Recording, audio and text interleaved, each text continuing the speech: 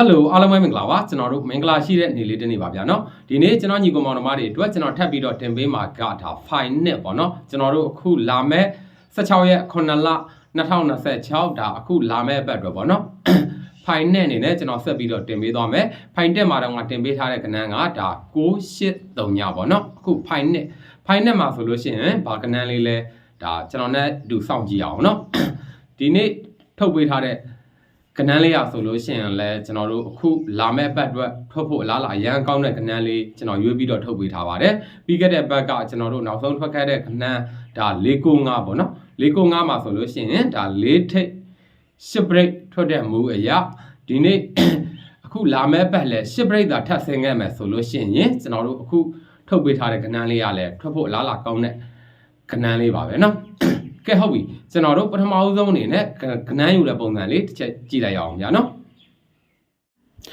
ကဲဟုတ်ပြီကျွန်တော်တို့ပထမဦးဆုံးအနေနဲ့ထိပ်စီးရှာတဲ့ site လေးကိုကျွန်တော်အရင်ပြပေးလိုက်မယ်နော်ထိပ်စီးယူတဲ့ site လေးမှာဆိုလို့ရှိရင်ဒါအခုပြထားတာတော့ကျွန်တော်တို့နောက်ဆုံးထွက်ခဲ့တဲ့ထွက်ရှိပြီးသားကလင်နာမှတ်တမ်းလေးပါနော်ဒီမှတ်တမ်းလေးကိုခြေခံပြီးတော့ထိပ်စီးယူတဲ့ site လေးကျွန်တော်တို့ကြည့်အောင်ဗျာထိပ်စီးယူတဲ့ site လေးမှာဆိုလို့ရှိရင်9ရဲ့2ရယ်5ရယ်ပေါ့နော်အဲ့မှာ9နဲ့5ဒီသုံးလုံးပေါင်းတော့ကျွန်တော်တို့က6ရတယ်ဗျဟုတ်ပြီအဲ့ဒီ6နဲ့ညီမျှတဲ့တန်ဖိုးလည်းဖြစ်ရမယ်ထိပ်စီးရှာပြတာဖြစ်တဲ့အတွက်ထိပ်စီးပေါင်းခြင်းလည်းပါမယ်နော်ကျွန်တော်တို့နောက်တစ်ပင်ကြည့်အောင်866နဲ့339နှစ်ကွက်ကြော်ပြီးတော့ကြည့်လိုက်မယ်နော်နောက်တစ်ပင်မှာဆိုလို့ရှိရင်9ရယ်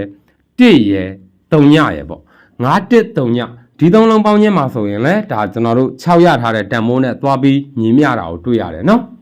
ဟုတ်ပြီဒါဆိုလို့ရှိရင်ကျွန်တော်တို့အခုလာမဲ့ပင်အတွက်ကြည့်အောင်အခုလာမဲ့ပင်မှာဆိုလို့ရှိရင်38ခွန်နဲ့ခွန်3ညကိုနှစ်ကွက်ကြော်ပြီးတော့ကြည့်လိုက်မယ်နော်အခုလာမဲ့ပင်မှာဆိုလို့ရှိရင်1ရယ်9ရယ်အခုလာမဲ့ထိပ်စီးရယ်ပေါင်းရင်လည်းဒါကျွန်တော်တို့6ရမှာပေါ့နော်1ရယ်9ရယ်6ရယ်ပေါင်းမှာဒါကျွန်တော်တို့က6ရမှာဆိုတော့ထိပ်စီးအနေနဲ့ကျွန်တော်တို့6ရတယ်ဗျ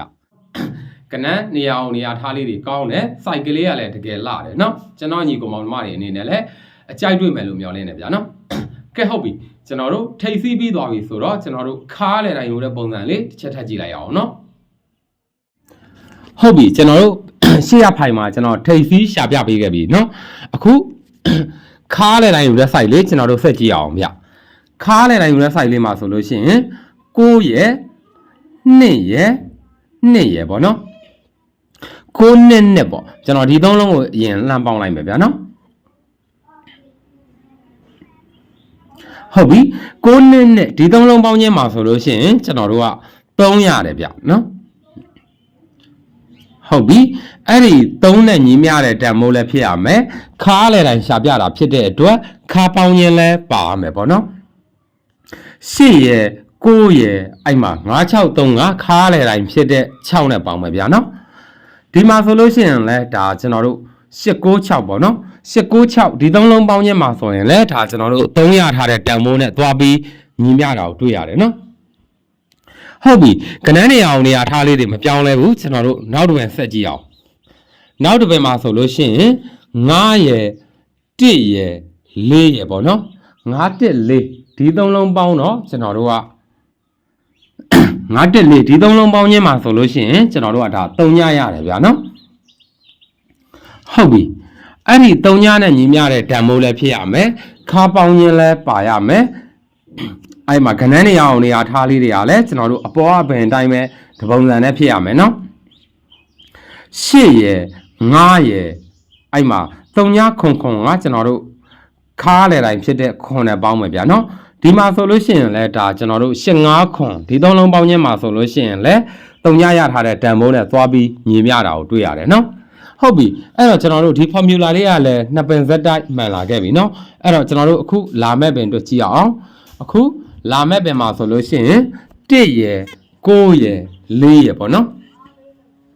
194ဒီသုံးလုံးပေါင်းခြင်းမှာဆိုလို့ရှိရင်ဒါကျွန်တော်တို့4ရတယ်ဗျာနော်အဲ့ဒီ4နဲ့ညီမျှတဲ့တန်မိုးလည်းဖြစ်ရမယ်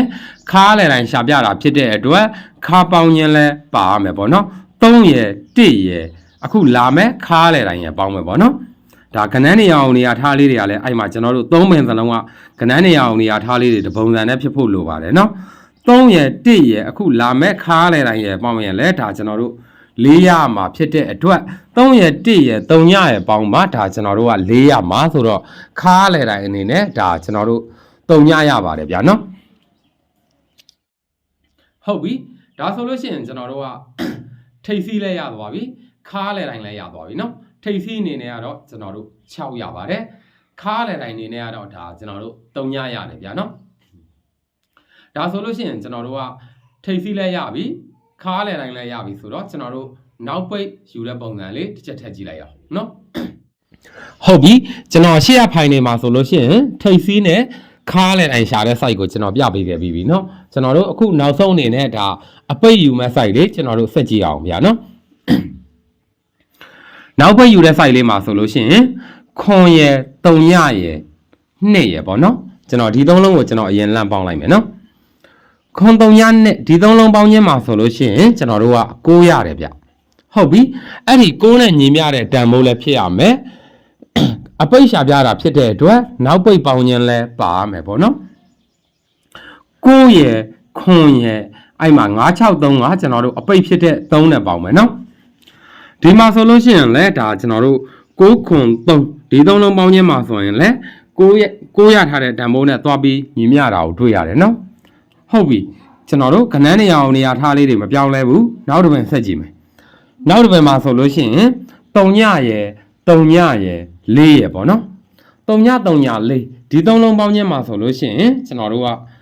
4ရတယ်ဗျဟုတ်ပြီ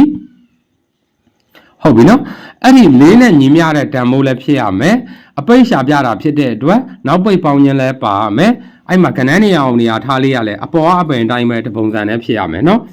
6ရယ်1ရယ်အဲ့မှာ3ညခွန်ကအပိတ်ဖြစ်တဲ့ခွန်နဲ့ပေါင်းမယ်နော်ဒီမှာဆိုလို့ရှိရင်လဲဒါကျွန်တော်တို့6တက်ခွန်ဒီ3လုံးပေါင်းခြင်းမှာဆိုရင်လဲ4ရထားတဲ့တန်ဖိုးနဲ့သွားပြီးညီမျှတာကိုတွေ့ရတယ်ဗျာနော်ဟုတ်ပြီဒါဆိုလို့ရှိရင်ကျွန်တော်တို့ဒီ formula လေးကလည်းနှစ်ပင်ဇက်တိုက်မှန်လာခဲ့ပြီเนาะအဲ့တော့ကျွန်တော်တို့အခုလာမဲ့ပင်တွေကြည့်အောင်အခုလာမဲ့ပင်မှာဆိုလို့ရှိရင်ခွန်ရယ်4ရယ်ပေါ့เนาะခွန်4ဒီ3လုံးပေါင်းတော့ကျွန်တော်တို့ကဒါ8ရတယ်ဗျအဲ့ဒီ8နဲ့ညီမျှတဲ့တန်ဖိုးလည်းဖြစ်ရမယ်နောက်ပိတ်ပေါင်းခြင်းလည်းပါရမယ်အဲ့မှာခဏနေအောင်နေရာထားလေးတွေကလည်း3ပင်စလုံးခဏနေအောင်နေရာထားလေးတွေကတပုံစံနဲ့ဖြစ်ရမယ်နော်8ရယ်အခု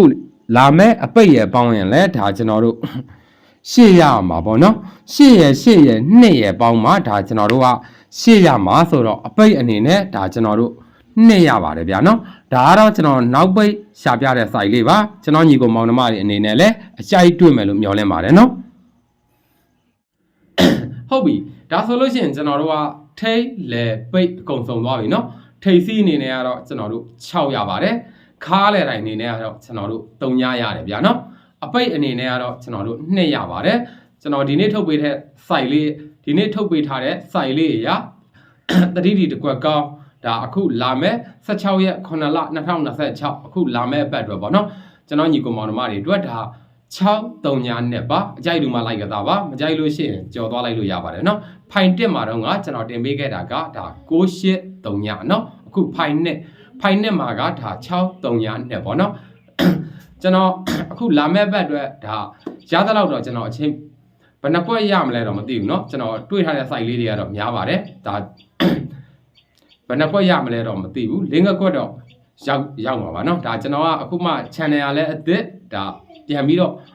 တင်ပေးရတာမလို့9ကွက်စလုံးတော့ခါတိုင်းလိုမျိုးပြည့်မှာပြည့်မယ်เนาะ၄ကွက်ရရင်လည်း၄ကွက်ပေါ့ဗျာအခုလာမဲ့ဘက်တော့ကျွန်တော်တင်ပေးတဲ့ခဏန်းတွေထဲမှာကျွန်တော်ညီကောင်မောင်နှမတွေအနေနဲ့အကြိုက်တူတဲ့ခဏန်းတွေပါလာခဲ့လို့ရှိရင် like ကစားပါမကြိုက်တဲ့ခဏန်းဆိုလို့ရှိရင်လည်းကြော်သွားလိုက်လို့ရပါတယ်เนาะနောက်ပြီးကြတော့ကျွန်တော်ထုတ်ပေးထားတာတနက်စာမွေးခဏန်းအရင် channel တွေတုန်းကကျွန်တော်တင်ပေးထားတာရှိပါတယ်เนาะဒီ2026တနက်စာမွေးခဏန်းအနေနဲ့ကျွန်တော်၄ကွက်တင်ပေးထားတာရှိပါတယ်အဲ့၄ကွက်ကဘာလဲလဲဆိုတော့ကျွန်တော်ပြန်ပြောပေးမယ်เนาะ916 416 5နဲ့938เนาะ၄ကွက်ရှိပါတယ်ဒါ2026တနက်စာမွေးခဏန်းဆိုပြီးတော့ကျွန်တော်အရင် channel တွေမှာကျွန်တော်တင်ပေးခဲ့တာပါကဲကျွန်တော်ရဲ့ဗီဒီယိုဖိုင်ကိုခုမှဝင်ကြည့်တဲ့မိတ်ဆွေတွေအနေနဲ့ကလည်း ကျွန်တော်နောက်ထပ်တင်ပေးမဲ့ကဏ္ဍတွေကိုအချိန်နဲ့တပြေးညီသိရအောင်ကျွန်တော်ရဲ့ channel ကိုဒီ subscribe ဆိုတဲ့ button ဘေးက notification ခေါင်းလောင်းလေးကိုနှိပ်ခဲ့ဖို့တောင်းဆိုပါတယ်เนาะဒါမှလည်းကျွန်တော်နောက်တင်ပေးမဲ့ကဏ္ဍတွေကကျွန်တော်ညီကောင်မောင်နှမတွေဒီကိုအော်တိုရောက်လာမှာပါအဲ့လိုမှနှိပ်မထားဘူးဆိုလို့ရှိရင်เนาะကြော်သွားတဲ့ကဏ္ဍတွေလည်းရှိကောင်းရှိလာနိုင်တယ်เนาะကဲဒီနေ့ကတော့ဒီလောက်ပါပဲကျွန်တော်ညီကောင်မောင်နှမတွေအားလုံးစိတ်ချမ်းသာခြင်းကိုယ်ကြီးချမ်းသာခြင်းနဲ့ပြည့်စုံကြပါစေလို့ကျွန်တော်ကိုမျိုးရက်နေဆုတောင်းပေးလိုက်ပါတယ်ဗျာเนาะ